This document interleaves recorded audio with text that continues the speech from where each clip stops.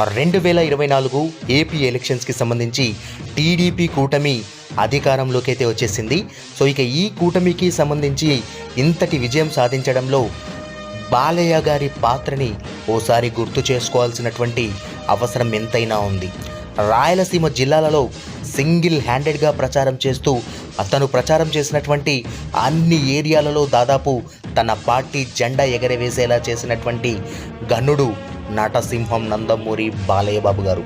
తన నియోజకవర్గమైనటువంటి హిందూపూర్లో 3 సార్లు వరుసగా గెలవడమే కాకుండా తన తోటి నాయకులను గెలిపించుకోవడానికి, తన పార్టీ జెండాను ఎగరవేయడానికి తను దాదాపు పార్టీ స్థాపించినప్పటి నుంచి ఇప్పటి వరకు అనునిత్యం ఎలాంటి పదవి ఆశించకుండా ఓ కరుడుగట్టిన కార్యకర్తగా ఈ పార్టీకి పనిచేస్తూనే ఉన్నాడు.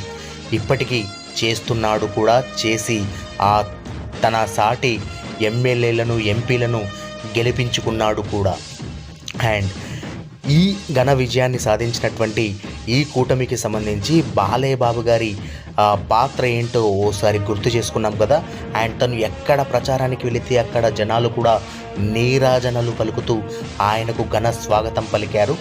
అండ్ చెప్పాను కదా, ఆయన వెళ్ళిన ప్రతి చోటు కూడా గెలుపు జెండా ఎగరేశారు బాలయ్య బాబు గారు.